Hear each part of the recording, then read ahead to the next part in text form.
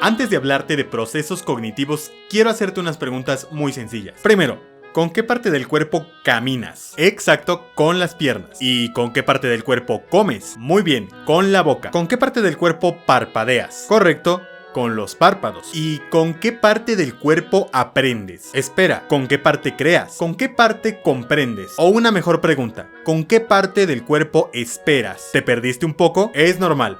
Todas estas preguntas tienen truco si las miramos desde un punto de vista estrictamente psicológico. Y aunque no lo parezca, tienen mucho que ver con el tema de este video, los procesos cognitivos. Así que, si hago bien mi trabajo, hoy vas a aprender lo que muy probablemente son en realidad los procesos cognitivos.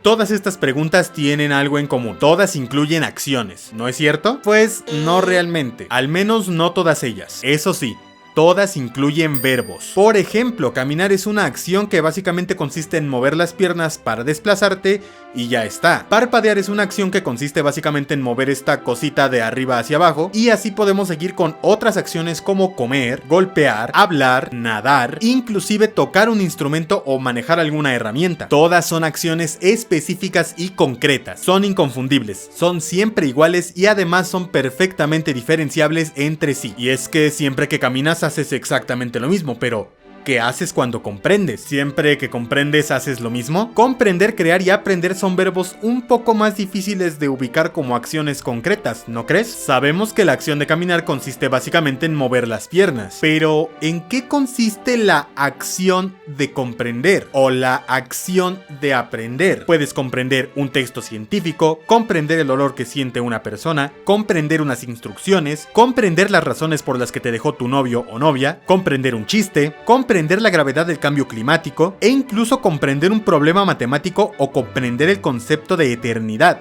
etcétera, etcétera. Comprender siempre involucra algo distinto en cada situación, pero entonces ¿cómo definimos la acción de comprender? Con el verbo aprender sucede exactamente lo mismo. Puedes aprender un texto de memoria, aprender a tocar un instrumento, aprender a diferenciar entre cilantro y perejil, aprender a andar en bicicleta, aprender a enfrentar tus problemas como un adulto, aprender a controlar tus emociones. Ya no puedo, ya no puedo. ¿Cómo no?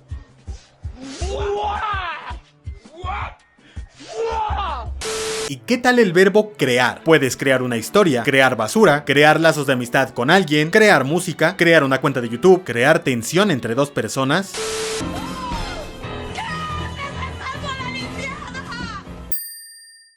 En fin, la lista es virtualmente infinita e involucra un conjunto de situaciones igual de infinito. Así que la pregunta realmente es, si comprender, crear o aprender son acciones concretas también, ¿por qué siempre que comprendes, aprendes o creas, haces cosas diferentes? ¿No deberían ser siempre iguales como caminar y comer? La respuesta es muy sencilla, es porque en realidad ninguno de estos verbos es una acción. Sí, así como lo oyes. Contrario a lo que probablemente te enseñaron en la primaria, no todos los verbos son acciones. Algunos en realidad son logros, relaciones, circunstancias e incluso efectos, pero no siempre son acciones. Por ejemplo, el verbo esperar. ¿En qué consiste el acto de esperar? Puedes esperar mientras ves tu celular, mientras fumas, mientras bebes algo, etcétera, etcétera. Pero ni ver tu celular, ni fumar, ni beber algo son el acto de esperar. El acto de esperar no existe, porque esperar no es ninguna acción, sino una circunstancia. Una circunstancia en la que puedes realizar o no realizar acciones. Y algo que hay que resaltar de este tipo de verbos es que al no ser acciones, no se pueden realizar. Mucho menos se pueden realizar con alguna parte del cuerpo. Sería ilógico decir que al igual que caminas con las piernas y comes con la boca, esperas con el brazo o existes con el hígado. Qué tontería, ¿no crees? Dado que estos verbos no son acciones, preguntarse con qué parte del cuerpo se realizan, en dónde ocurren o incluso cuánto duran, como si fueran acciones, sería caer en un error categorial, del cual ya te hablé en este video, pero te lo explico rápidamente. Un error categorial es una falacia lógica que consiste en utilizar un término que pertenece a cierta categoría como si perteneciera a otra. Por ejemplo, imagínate que alguien te dice que el mexicano promedio mide 1.70 metros y entonces tú sales a la calle a preguntarle a cada persona de esa estatura si su nombre es mexicano promedio. No tiene sentido, ¿verdad? Estarías cayendo en un error categorial porque estarías confundiendo un concepto abstracto con un nombre propio. Dos categorías distintas. También caemos en un error categorial cuando confundimos verbos en categoría de logro, relación, circunstancia o efecto con verbos en categoría de acción. Pero, ¿y qué tiene que ver todo esto con los procesos cognitivos? Pues que otros verbos que tampoco son acciones pero que también solemos confundir con acciones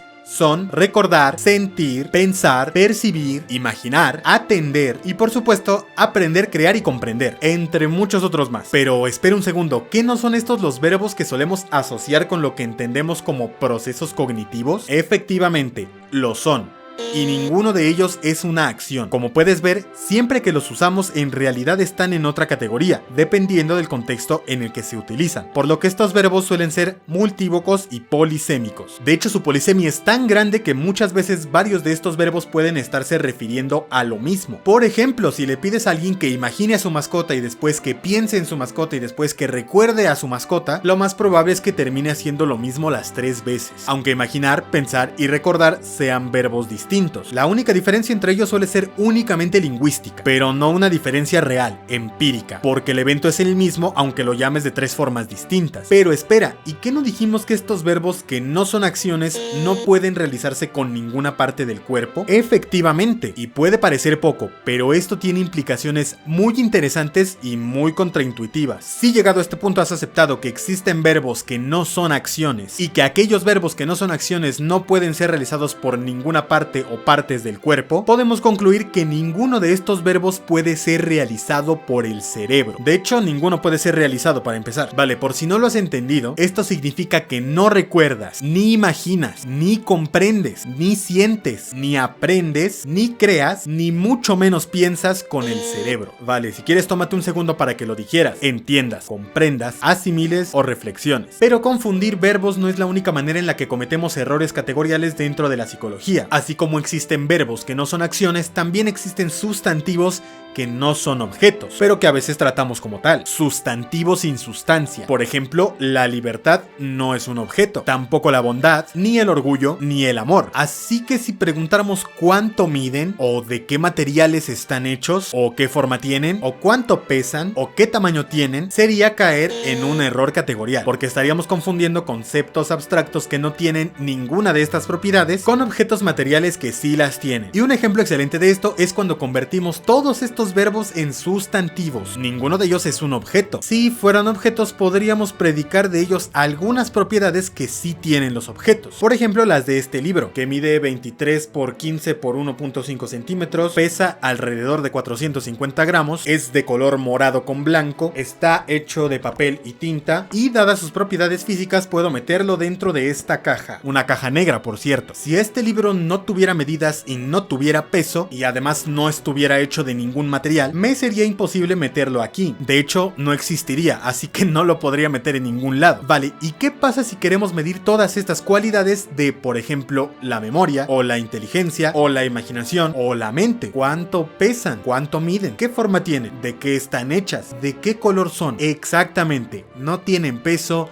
ni medidas, ni están hechas de ningún material. Así que no las podemos meter en ningún lado, ¿verdad? Eso es porque ninguno de estos sustantivos es un objeto y por tanto no tienen ni siquiera las propiedades físicas mínimas para poder estar dentro o fuera de algo. De hecho, no tienen ni siquiera las propiedades físicas mínimas para estar en cualquier lugar de este universo. Así que, si llegado a este punto has aceptado que existen sustantivos que no son objetos y que aquello que no es un objeto no puede estar en ningún lugar del espacio y consecuentemente no puede estar dentro ni fuera de algo, podemos concluir que ninguno de estos está dentro del cerebro, sencillamente porque no son objetos y no pueden estar dentro ni fuera de nada. Es como si trataras de llenar una botella con bondad, o si quisieras meter un poquito de libertad en un frasco. Es imposible. Además, es ilógico porque ni la bondad ni la libertad tienen propiedades físicas que te permitan hacer eso. Una vez más, es un error categorial. Vale, quizás aún con todo esto, aún te cueste trabajo aceptar que todo aquello que entendemos como procesos cognitivos no están en el cerebro ni los realiza el cerebro, que después de esto ya deberían de parecerte afirmaciones ilógicas. Pero bueno, quizás todo esto te parezca un sofisma, una paradoja o un truco lingüístico, pero te aseguro que no. Esta forma de ver a lo psicológico, o al menos una de ellas, es el interconductismo, y con él se ha hecho psicología científica desde hace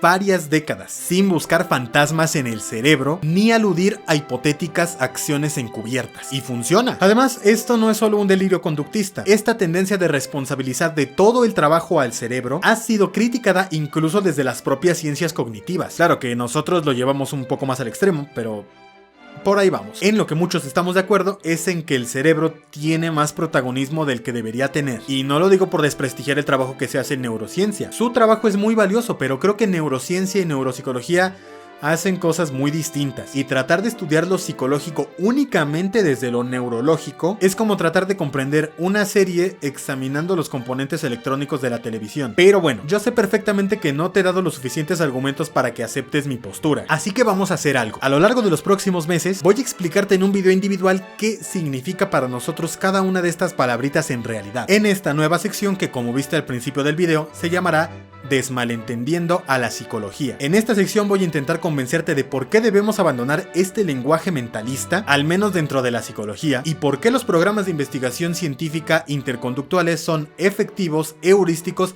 y potencialmente aplicables para la solución de diversos problemas sociales. Todo esto y más en las siguientes semanas. Pero por lo mientras puedes ver este video de aquí, que está bastante relacionado con este video, y puedes suscribirte en este botón de aquí y activar la campanita para que te llegue una notificación cada vez que yo subo un nuevo video. Soy Ángel Cortés, soy psicólogo interconductista y muchas gracias por ver este video.